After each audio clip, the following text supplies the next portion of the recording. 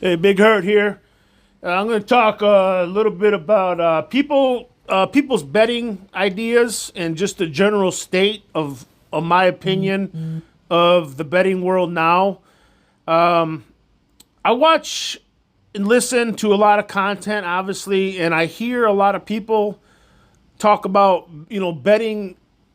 Pe- People think that they're smarter than the people who bet professionally and who use algorithms and people who have a team of people.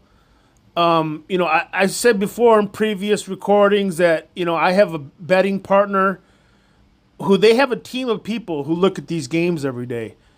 There's guys that study this stuff for hours and hours. It's their whole life. And when if you don't have an odds screen that you're looking at every day to see how the market works, and I hear you talking about betting on emotions and what you think players and teams and coaches will do, I don't respect your opinion because you really don't know what you're talking about. I call it water cooler talk. I can honestly I can go down to any sports book in Vegas and I can, let's say I'm sitting next to a guy. I can convince one guy to bet a side by using certain terminology and language, and then I can walk over to a different guy and convince him to bet the other side using the same logic. It's just, to me, I call it water cooler talk. You're giving opinions and stating stuff that's going to help validate your bet, but at the long term, it really don't mean shit because to me, my personal opinion, it's what the market is doing. And I'll give you an example of that I fucked up today by looking at this. I'm watching it right now. I'm watching this Yankees Rays game, and it's not over. It's only the bottom of the third. Yankees are up 6-2. Now this morning and overnight, there was a big move on the Yankees.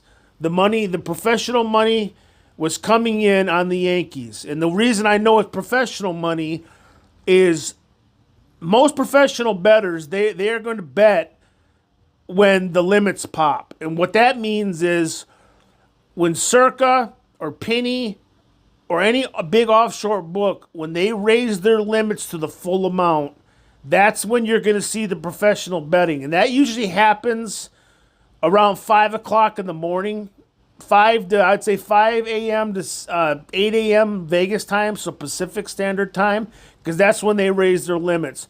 So if you're awake or if you look at the line history and you're seeing moves during that time of day, that's professionals betting that. That's not Joe who works at the gas station betting. That's syndicates, that's people who have teams of people, algorithms who are betting at that time. That's why you'll see most good risk rooms, whoever's in charge, they usually probably start work around that time because that's when they want to see what the action is. Okay, maybe William Hill doesn't do that or other the trash books don't do that. But a place like Circa, the guys who are in charge of stuff, that's when they start working because that's when the bets come in.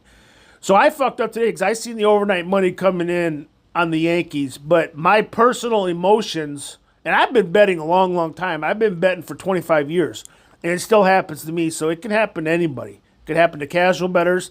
And I seen the money coming on the Yankees, but my thought about the Yankees right now is the way they're playing and the price on the Rays with the pitching matchup. I bet the Rays, and it's 6-3 now. The Rays just scored. So they could come back and win this game, and I could be right. But even I got caught up in the emotions of it. It's like, oh, the professional money's coming on the Yankees, but I like the Rays. And the professional money isn't always right. I mean, they don't, what people don't understand is professional bettors. You ask anybody that bets for a living or guys who do this seriously or take it seriously, if you offered them a 58%, and I'm not talking about baseball because baseball is a little different with the money lines, but let's say on football, if I talked to any professional bettor and I guaranteed them 58% winners, they would take that every day because they could make millions off that. Where most people were like, Well, wow, you're only hitting 58% of your bets. That's trash, which it's not. I mean, 58% is unbelievable. I mean, if you're talking about 60%, a guy like Billy Walters or something like that, guys who bet professionally, if they hit 58 to 60%, they're gods. I mean, they make millions off that shit. Normal people, oh wow, you're only winning 6 out of 10 bets. That's unbelievably good. Because the break even rate, I don't know the exact percentage, but it's like 52 point something, whatever. Because you have to include if you're betting into 110 juice. So that's a misconception of a lot of bettors. And I've found, like I have friends and people that I know, younger guys, that's all they do is parlay stuff. So they don't even, like, I've had somebody say, I've given them a suggestion on the game. I'd say, hey, bet Boston College +6 or whatever, and just straight bet it. And they say, what's a straight bet? They don't even know what a straight bet is. So today's demographic and today's bettors, a lot of them, all they do is parlay stuff. The same game parlay. That's why the books invented that same game parlay stuff, because it's an absolute gold mine for them. They make a ton of money off that stuff. So my point is you have to read the market. You have to look at the market. And to me, the only way to win is the straight bet. On my Telegram channel, I started documenting baseball picks in May. And I've done very well. And all I do is basically put straight bets on there. I do maybe do a few two-team parlays on, like, let's say in baseball, if you like two big favorites, you don't want to lay -230 on two games. Just put them together and do a little parlay. I do stuff like that very rarely, but I do it. Most of my bets, if you look at my Telegram channel, are either small favorites or small dogs. And you just grind it out. You grind out profit, If you're straight betting stuff like that and you're betting, let's say 100 a game, you just grind it out. You're okay with, winning, 2.5 units, 250, betting 100 a game, or losing 250. That's how you stay in the game. That's how you manage your bankroll. You don't go crazy and bet. If you're a $100 bettor, you don't go out and bet $1,000 on a game.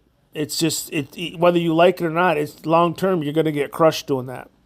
You got to stay in the frame, manage your money. To me, that's one of the biggest downfalls of recreational bettors is they do not know how to manage a bankroll.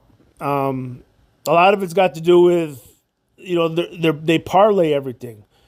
So I think the biggest fear is let's say I've got a $2,000 bankroll and I just want to straight bet baseball.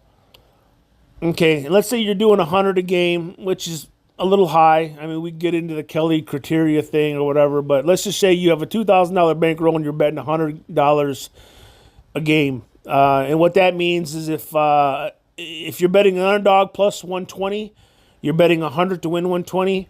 Or if you like a favorite -120, you're betting 120 to win 100. So basically, the $100 is your unit size. You're betting 100 on the dog to win the plus, and you're betting minus whatever on the favorite to win 100. So if I've got that bankroll and we go down to the sports book, let's say on a Saturday where there's 15 baseball games, a lot of young guys, let's say you give them, I don't know, let's just say 8 plays for the whole day Saturday. So let's say between the favorites and the dogs, they've got, $1,100 on the line. That makes them nervous because guys who parlay are not used to getting money back at the end of the day. So they see that 1,100 out on the table and they get nervous. But to me, as being a long-time bettor, I know that's coming back. I mean, yeah, could I go 0-8 on my plays? Absolutely. I could go 8-0, but I know that $1,100, it's coming back. Where parlay bettors, they're not used to getting any money because their parlays lose. So if they've got $1,100 out on the line on a Saturday, they don't expect to get any of that back. And that's the mindset that people, but that's the way it is. Younger guys that are under the age of, let's say, 25, that's all they do is parlay. They don't even know what straight bets are. So as a guy who's experienced bettor, if you have $1,100 out there on a Saturday, you don't really worry about it because you know some of it's coming back. Unless you go 0-8, 1-7, which is possible, But I want to talk more about just people betting on emotions. I hear Yankees just homered 7-3. Yeah, that was a bad bet. See, I got caught up in that, but it's still only the four, so who knows? You can't ever, if you're trying to like a long time ago, like in the last 25 years, I used to be the guy who would buy every single preseason magazine about college football, and I used to read it head to toe. I used to know every player, every coach, everything. And what I learned is that's okay to do that. There's nothing wrong with, knowing the players and stuff, but you can't, at the end of the day, the market is going to tell you who to bet. Because those people are just like, I gave up a long time ago thinking I was the smartest guy in the room, because I'm not. The guys who have betting syndicates, betting teams, they are smarter than me. They have more resources. They have algorithms they use. They're just smarter. And I think as soon as you kind of give into that and realize that these guys are just smarter than you, and just watch the market. Because I hear so many times that it makes me laugh and it makes me frustrated. I don't have hair because I'm bald, but I want to pull my hair out when I hear this team is going to come out and fight hard. Or I hear this coach does not want to let them lose. Or I hear this team's going to come out fired up. You have no way of knowing that. Unless you're in the locker room or you're part of the staff, you don't know that. There's probably about, in my betting time since, the late 90s, there's probably been maybe 4 or 5 times where I made a bet based on that because you just knew. There was something about, you could just tell. And sometimes you can tell if a team's going to come out a certain way. But if you're using that logic every day, saying this team should bounce back because of this, or there's no way this team can lose 5 in a row, you're doing water cooler talk. You don't know that. You don't know the emotions. And I'll give you an example of one time that you just kind of knew based on stuff. And I don't remember the year. I'm from Michigan, so I've always been deeply entrenched in the Michigan State rivalry. I'm a Michigan fan, which I could say I'm a Michigan fan, but some of my biggest bets I've ever made in my life have been against Michigan. I don't mind betting against them. It's just the way it is. I'd rather have money than have Michigan win. But deep down, I'm still a fan. But anyways, I'm still deeply entrenched in the Michigan State rivalry. And there was a year where, like I said, this is probably maybe 10 to 15 years ago. I don't know the year. I'm not going to do the research on it because it don't really matter. But there was a time, and I know about how Michigan State does their home games and how they do the walkthrough. I used to work right across the street at a cafeteria right across from Duffy Doherty Building where Michigan State trains, and Case Hall where the players actually live, the younger ones that don't do apartments and stuff. I used to actually work in that thing, so I'm very familiar with how Michigan State does their pregame walkthroughs and all that kind of stuff. I had a friend that was a player at Michigan State, so I'm very familiar with that. And there was a year, around 10 years ago, where Michigan State does their walkthrough, where they walk to the stadium. And they usually just have, like, suits on and, listen to headphones, stuff that you see on College Game Day. And there was a clip where ESPN showed Michigan State, before the Michigan game, they were walking to the stadium in helmets. Every guy on the team had helmets on, and you could just see in their eyes, like, oh, Jesus, these guys, you could just tell. You could tell. And Michigan State that day crushed them, which Michigan always struggles at Michigan State. For years and years and years, the rules of betting Michigan State game was take Michigan State at home as an underdog and bet against them on the road. That was just kind of a general rule of thumb. But that's just an example of the over 20 years I've been betting where you could tell how a team was going to play. I mean, they're walking to the stadium almost fully dressed in their uniforms at like 8 a.m. So stuff like that. But to use that on a daily basis, talking about emotions and this team should bounce back, you're just water cooler, man. You're trying to validate your bet. If there's a baseball game and you say, this team's gonna come out fighting hard, you're just not thinking about this the right way. Look at the screen, look at the market. I have a giant screen in front of me that shows. I use Spank Odds. Actually, they call it Spot Odds now because they changed the name. But I have that on a big screen I have a band cave at my house with TV set up, and I have that screen in front of me at all times. And I have alerts. You can probably hear it once in a while when it pops off when I'm talking. You have to look at the screen because the screen is going to tell you where the money is, not your emotions or this team's going to fight hard. Or it's like these people who bitch and complain about making bets on things like Coach of the Year, Comeback Player of the Year. It's like, dude, you don't know what the voters. You have to know what the voters are thinking because there's some voters who vote on that stuff who are never going to vote for a certain guy. So to me, betting into that market, yeah, you may have hit a few tickets over the years, but if you kept a journal of all the Coach of the Year, Comeback Player of the Year, this, whatever betting market, if you kept track of that, I almost guarantee that you're down betting that stuff because it's based on emotion. You have to know what the voters are thinking when they're betting. So to me, if you want to get involved in betting that market, that's fine. But I don't bet stuff like that. I don't bet a lot of futures because to me it's scary because you never know. You never know. Like if you're betting the Chiefs to win the Super Bowl and Patrick Mahomes goes down, you're done. Which that's fine. You can bet that stuff. It's just not for me. I'm more of a daily grind it out, look at the screen, know how to read the screen because there's one thing just to look at the screen. You have to know how to read it. I mean, there's different books that indicate certain things.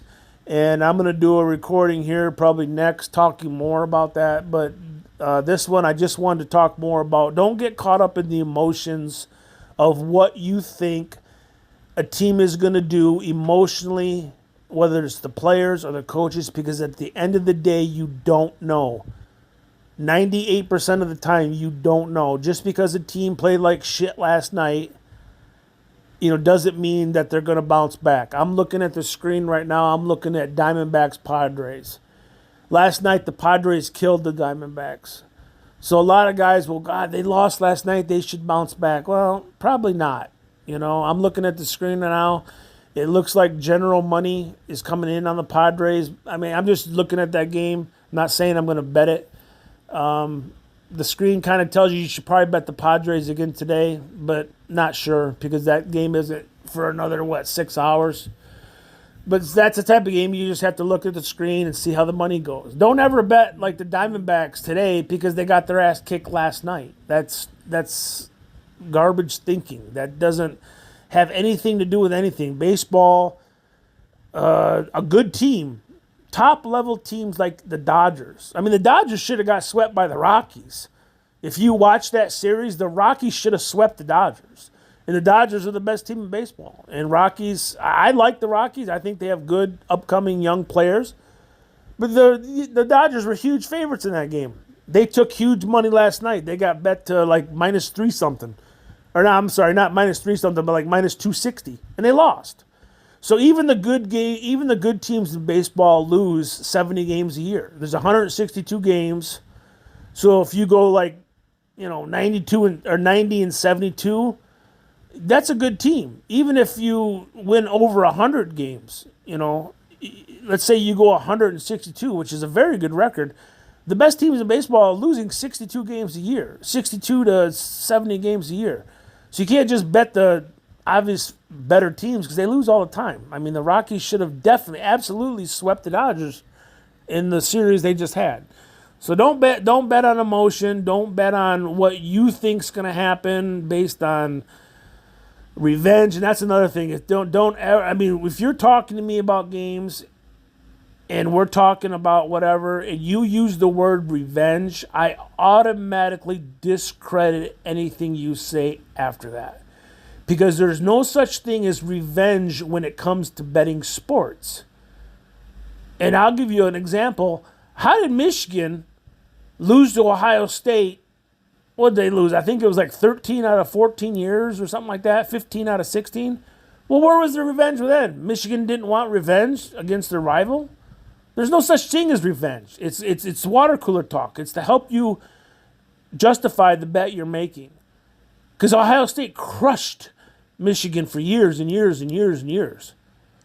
So it's like, where's the revenge? Like these teams that have beaten, like with Alabama, Vanderbilt, college football, they beat them like 25 straight years. It's like, where was the revenge for Vanderbilt? It didn't work that day? You just wanted to use the revenge angle in your talking about the game? It's revenge. As soon as you start talking about revenge and emotions, I pretty much tune you out because you really are just saying things to validate your bet. So take that's what it's worth. I don't know. Maybe that'll help you make bets. But if you really want to bet seriously, you got to have the screen in front of you. You know, if you just want to be, Joe Public and just bet your parlays and you don't look at the screen and you don't look how the money moves and you just want to have fun with it, I don't have a problem with that. Sometimes I wish I could be like that. I could just say fuck it and just bet this. I'm going to put a 10-teamer together. But you're just doing it for entertainment. You're not really a serious bettor, and eventually you're going to get burned out from it because you're just always going to lose, and you're going to stop doing it for a while until you get your money right, and you're going to come back and try to do it again. And there's nothing, I guess there's nothing wrong with that. It's like going to a movie or something, or spending your money, jet skiing or something, and that's fine if you just want to use it as entertainment. But if you really want to make money and you really want to take this seriously and try to actually earn money, then there's certain things you have to do, and I'll talk about that in later recordings and stuff. And it just depends what you want to get out of it. If it's entertainment for you, that's fine. But at the end of the day, you're just making daily, weekly, monthly, yearly donations to the book because that's what they want. So, all right, talk to you later.